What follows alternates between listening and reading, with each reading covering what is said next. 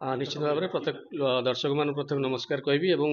ପ୍ରଥମେ ଦର୍ଶକମାନଙ୍କୁ କହିବାକୁ ଚାହିଁବି ଯେ ଆମ ସିନେମା ଲଢ଼େଇ ଯେଉଁଟାକି ଦୀପାବଳି ଉପଲକ୍ଷେ ଆସନ୍ତା 17 ତାରିଖ ମାନେ ଆସନ୍ତାକାଲି ରିଲିଜ୍ ହେବାର ଥିଲା ଅଲ୍ ଓଡ଼ିଶାରେ, କିନ୍ତୁ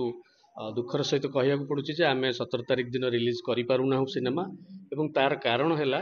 ଯେ ଆମର ଫିଲ୍ମଟିକି ଓଡ଼ିଶାରେ ଥିବା ଆମର CBFC ମାନେ ସେଣ୍ଟ୍ରାଲ ବୋର୍ଡ଼ ଅଫ୍ ସାର୍ଟିଫିକେସନ୍ ଯେଉଁ ଅଫିସ୍ ମାନେ ସେନ୍ସର ଅଫିସ୍ରେ ଏଠି ସେନ୍ସର କରିବାକୁ ମନା କଲେ ଏବଂ ତାର କାରଣ ଥିଲା ଯେ ଆମ ସିନେମାରେ ଅଧିକା ଭାଓଲେନ୍ସ ଅଛି ବୋଲି ସେମାନେ ଏଠି ସେନ୍ସର କରିପାରିବେନି ଏବଂ ଆମକୁ ସେନ୍ସର ସାର୍ଟିଫିକେଟ୍ ଦେଇପାରିଲେନି ଏବଂ ଆମ ଫିଲ୍ମକୁ ବମ୍ବେରେ ରିଭ୍ୟୁ କମିଟିକି ପଠାଇ ଦିଆଗଲା ଯେ ଏ ସିନେମା ଆମେ ସେନ୍ସର କରିବା ପାଇଁ ଚାହୁଁନାହୁଁ ଏଠି, କାହିଁକିନା ଏ ସିନେମାରେ ଅଧିକା ମାତ୍ରାରେ ଭାଓଲେନ୍ସ ଅଛି ଏବଂ ଏ ସିନେମା ବମ୍ବେରେ ରିଭ୍ୟୁ କମିଟି ଦେଖିଲା ପରେ ରିଭ୍ୟୁ କରିବ ଯେ ଏ ସିନେମାକୁ ସେନ୍ସର ସାର୍ଟିଫିକେଟ୍ ଦିଆହେଇପାରିବ କି ନାହିଁ। ଆପଣଙ୍କ ସିନେମାରେ ଯୋଉ ଯେତିକି ଅଛି ଭାଓଲେନ୍ସ ଅଛି, ଆଗରୁ କ'ଣ ଓଡ଼ିଆ ସିନେମାରେ ସେତିକି ଭାଓଲେନ୍ସ ନାହିଁ ନା ତାଠୁ ଅଧିକ? ମୋତେ ତ ଏଇ କଥା ଶୁଣିଲା ପରେ ପ୍ରଥମ ଥର ପାଇଁ ଆଶ୍ଚର୍ଯ୍ୟ ଲାଗିଲା ଏବଂ ମୋ କ୍ୟାରିୟରରେ ଲାଗିଲା। ପୂର୍ବରୁ ମୁଁ ବହୁତ ଆକ୍ସନ୍ ସିନେମା କରିଛି, କେବଳ ମୁଁ ନୁହେଁ। ଯଦି ଉଦାହରଣ ନେବା ଓଡ଼ିଆ ସିନେମାରେ ତାହେଲେ ଅତୀତରେ ବହୁତ ସିନେମା ଓଡ଼ିଶାରେ ଅଛି। ଆପଣମାନେ ଯଦି ଦେଖିଥିବେ, ମୁଁ ନାଁ ନେବି ଗୋଟେ ଘମାଘଟ ବୋଲି ସିନେମା ଏବେ ଆସିଥିଲା ଏବଂ ଏଇ ବର୍ଷର ସିନେମାର ଯଦି ଉଦାହରଣ ନେବି ଏବଂ ତା ପୂର୍ବରୁ ଯଦି ଆମେ ନେବା ବହୁତ ସିନେମା ଅଛି ଯେଉଁଥିରେ କେବଳ ଆକ୍ସନ୍ ହିଁ ଆକ୍ସନ୍ ଥିଲା। ଏବେ ଲାଟେଷ୍ଟ ଯେମିତି ଚ୍ୟାଲେଞ୍ଜ ଆସିଥିଲା ତାକୁ ଏ ସାର୍ଟିଫିକେଟ୍ ମିଳିଥିଲା,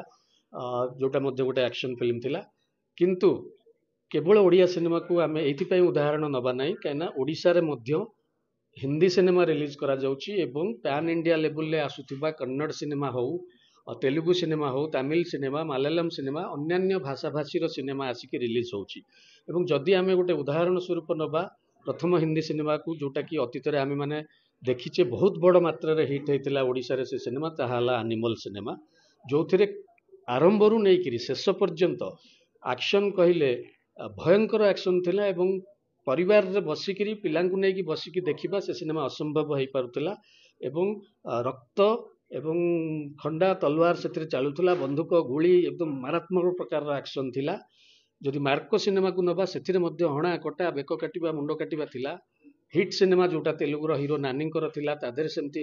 ରକ୍ତାକ୍ତ, ଯେଉଁଥିରେ କି ଚରିତ୍ର ହିରୋ ନିଜେ ରକ୍ତରେ ଗାଧେଇକିରି ଠିଆ ହେଇଛନ୍ତି ଏବଂ ପୁରା ସିନେମା ଯାକ ହଣା କଟା ରକ୍ତାକ୍ତ ଥିଲା। ତ ଏମିତି ଉଦାହରଣ ଦେଲେ ଅନେକ ସିନେମା ଆସିବ ଯେଉଁଥିରେ କି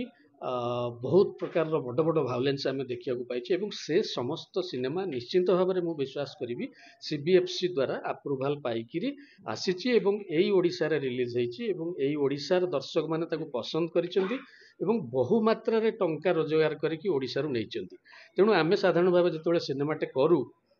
କୋଉଠି ନା କୋଉଠି ଗୋଟେ ଉଦାହରଣରେ ନିଆଯାଏ ଯେ ତାମାନେ ଆଜିକା ଦିନରେ କୋଉ ସିନେମାକୁ ଦର୍ଶକମାନେ ଭଲ ପାଉଛନ୍ତି, ସେ ସିନେମାକୁ ତାମାନେ ସବୁ ବର୍ଗର ଲୋକମାନେ ଦେଖିଛନ୍ତି, ୟୁଥ୍ ମାନେ ବେଶୀ ଦେଖିଛନ୍ତି, ପରିବାର ଦେଖିଛନ୍ତି ଏବଂ ସମସ୍ତ ଲୋକ ଦେଖିକିରି ସେ ସିନେମାକୁ ପସନ୍ଦ କରିଛନ୍ତି। ତେଣୁ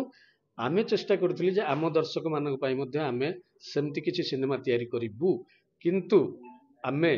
ଓଡ଼ିଆ ହିସାବରେ ଯେତିକି ଲିମିଟେଡ୍ ଭାଓଲେନ୍ସ ହେଇପାରିବ ତାକୁ ରଖିକିରି ତିଆରି କରିଥିଲୁ। କେବେ ବି ଆପଣମାନେ ସିନେମା ରିଲିଜ୍ ହେଲେ ଦେଖିବେ ଆନିମଲ୍ ପରିକା କିମ୍ବା ମାର୍କୋ ପରିକା କିମ୍ବା ହିଟ୍ ପରିକା ଏମିତି ଅନ୍ୟ ଲାଙ୍ଗୁଏଜର ସିନେମା ପରିକା ଆମେ କରିନାହୁଁ ଭାଓଲେନ୍ସ। ତେଣୁ ସେ ସିନେମା ଗୁଡ଼ିକୁ CBFC ଯଦି ଦେଇପାରୁଛି ସେନ୍ସର ସାର୍ଟିଫିକେଟ୍, ତାହେଲେ ଆମ ସିନେମାକୁ କାହିଁକି ନୁହେଁ? ମୋ ମନରେ କେବଳ ଏଇଠି ପ୍ରଶ୍ନ ଆସୁଛି, ମୋର ଆଉ କୌଣସି ପ୍ରକାର ଦ୍ୱନ୍ଦ୍ୱ ନାହିଁ କିମ୍ବା CBFC ପ୍ରତି ସମ୍ମାନ ସେତିକି ଅଛି, ତାଙ୍କର କମିଟି ପ୍ରତି ସେତିକି ସମ୍ମାନ ଅଛି। ତାହେଲେ ମୋତେ ଲାଗୁଛି ସାରା ଭାରତ ବର୍ଷରେ ଅଲଗା ଅଲଗା ରାଜ୍ୟ ପାଇଁ କ'ଣ ଅଲଗା ଅଲଗା ନିୟମ ଅଛି କି, ରୁଲ୍ସ ଅଛି କି? ଓଡ଼ିଆ ସିନେମା ପାଇଁ ଅଲଗା ରୁଲ୍ସ। ଓଡ଼ିଆ ସିନେମାରେ ଚ୍ୟାଲେଞ୍ଜ ପରିକା ଗୋଟେ ଫ୍ୟାମିଲି ଡ୍ରାମା ସିନେମାରେ କିଛି ନର୍ମାଲ ଆକ୍ସନ୍ ଥାଇକି ତାକୁ ଏ ସାର୍ଟିଫିକେଟ୍ ଦିଆହେଇଯାଉଛି। ଏବେ ବାସ୍ତବ ସିନେମା ରିଲିଜ୍ ହେବ, ତାକୁ ଏ ସାର୍ଟିଫିକେଟ୍, ଶମ୍ଭୁ ସିନେମା ଏ ସାର୍ଟିଫିକେଟ୍, ଦର୍ପଣ ସିନେମା ଏ ସାର୍ଟିଫିକେଟ୍, ଚାରିଧାମ ପରିକା ସିନେମାକୁ UE ସାର୍ଟିଫିକେଟ୍। ତେଣୁ ଏବଂ ମୋ ସିନେମା ରିଜେକ୍ଟେଡ୍ ଓଡ଼ିଶାରେ। ତାହେଲେ ମୋତେ ଲାଗୁଛି ତାହେଲେ ଯଦି ପାତର ଅନ୍ତର ହେଉଛି କି ଅଲଗା ରୁଲ୍ ଅଛି, ଏସବୁ ଦ୍ୱନ୍ଦ୍ୱ ଆମ ମନରେ ଚାଲିଛି କିମ୍ବା ଅଲଗା ରାଜ୍ୟର ସିନେମାକୁ କ'ଣ ଆମ ରାଜ୍ୟରେ ପ୍ରୋତ୍ସାହିତ କରାଯାଉଛି କି? ପ୍ୟାନେଲରେ କିଏ କିଏ ଥିଲେ? ଦେଖନ୍ତୁ, ମୁଁ କେବଳ ସେନ୍ସର ଅଫିସରଙ୍କର ନାଁକୁ କହିପାରିବି। ସେନ୍ସର ଅଫିସର ଯିଏ ଥିଲେ ଶ୍ରୀଯୁକ୍ତ ଅଭିଷେକ ମିଶ୍ର ଥିଲେ ଏବଂ ଅନ୍ୟାନ୍ୟ ମେମ୍ବରଙ୍କର ନାଁ ତ ଆମକୁ, ମୋର ଜଣତାର ନନ୍ ଓଡ଼ିଆ ସିଏ। ସେଇଟା ତ ନିଶ୍ଚିତ ଭାବରେ ସରକାରଙ୍କର କଥା, ଓଡ଼ିଆ ସିନେମାକୁ ବୁଝିବା ଏବଂ ଓଡ଼ିଆ ସିନେମାର भैल्यूज को जानिबा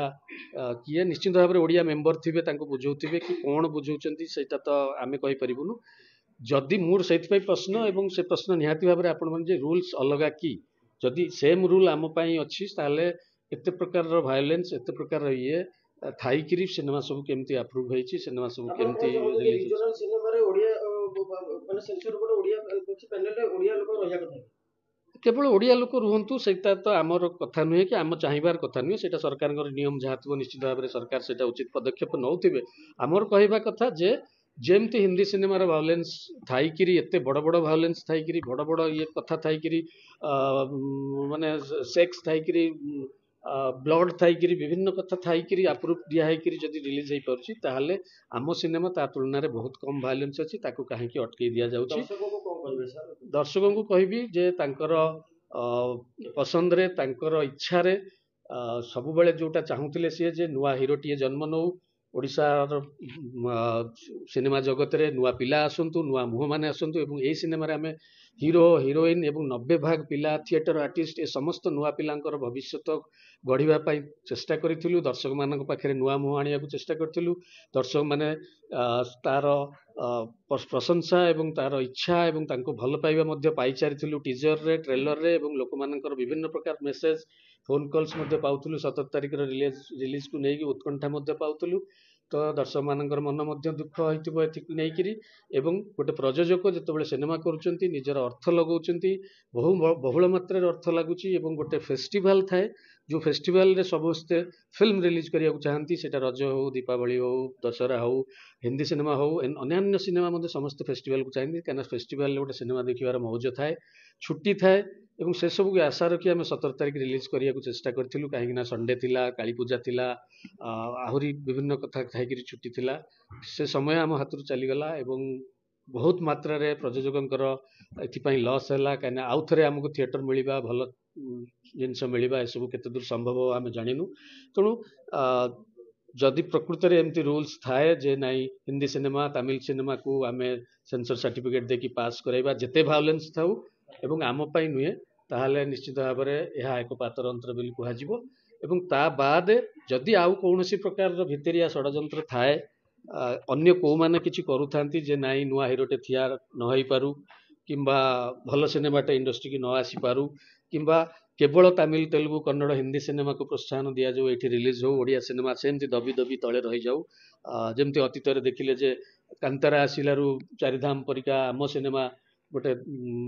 धार्मिक मनोभाव नहीं कि तैयारी होता गोटे बाप मार सेंटिमेंट को नहीं तैयारी होता गोटे भाई भौणी सेंटिमेंट को लेकिन चैलेंज फिल्म तैयारी होता ताकू हॉल उठे दिगला तो यही भाव में जब किसी मनोभाव थी सिनेमा